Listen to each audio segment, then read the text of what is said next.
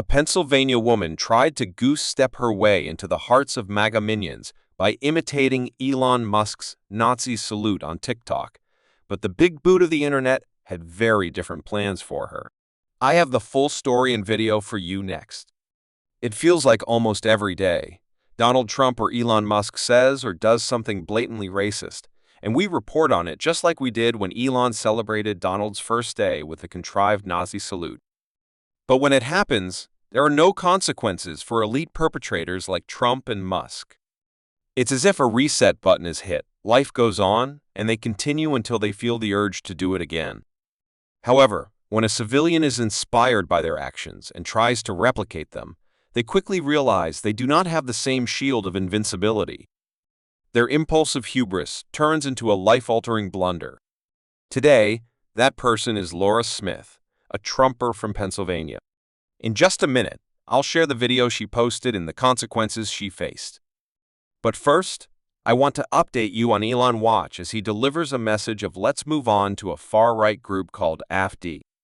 On the other side, I'll show you how a Musk provocateur used a Tesla factory to flash their own message, which basically said, we're not moving on. Frankly, too much of a focus on past guilt, and we need to move beyond that.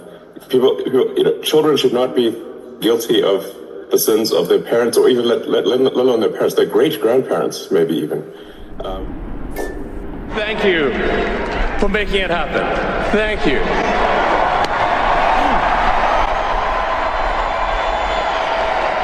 This is the Tesla Gigafactory in Berlin, where Elon Musk builds Tesla cars for the European market. It's factories like this that have made him the world's richest person. But now he's using that wealth, billions of dollars amassed by selling Teslas, to promote European far-right parties. He's vocally supporting the far-right AfD in the upcoming German election, claiming only the AfD can save Germany.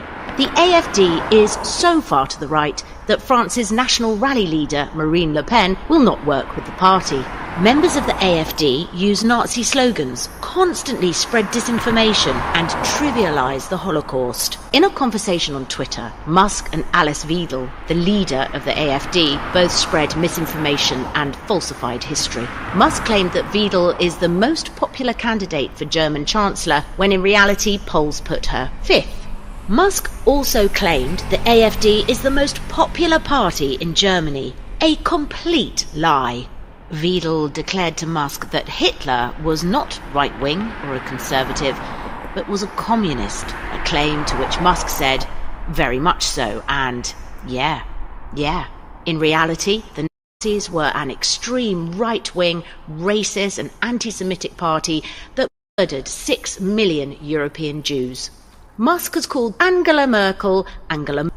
In the UK, Musk has become a vocal supporter of Tommy Robinson, a former member of the fascist British National Party, who has served multiple prison sentences, including one for assaulting an off-duty police officer.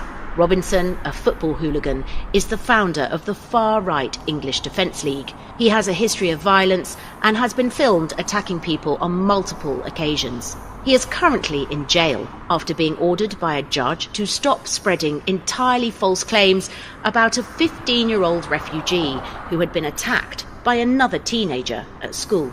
Robinson repeated the false claims anyway. Musk has backed him multiple times on Twitter.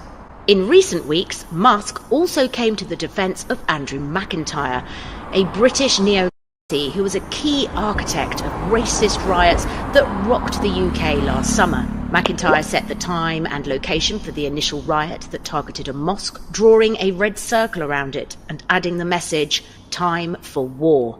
50 police officers would be injured in the attack while congregants had to lock themselves inside. McIntyre then declared on the organising channels he established that the mosques must burn. The day before his arrest, he was calling for the killing of all Jewish, Muslim and black people, adding white power. McIntyre also shared a video of the 2019 Christchurch mosque terror attack, when 51 Muslims were murdered, coupled with a caption lauding the shooter as a white legend and making offensive slurs against Muslims and Jews.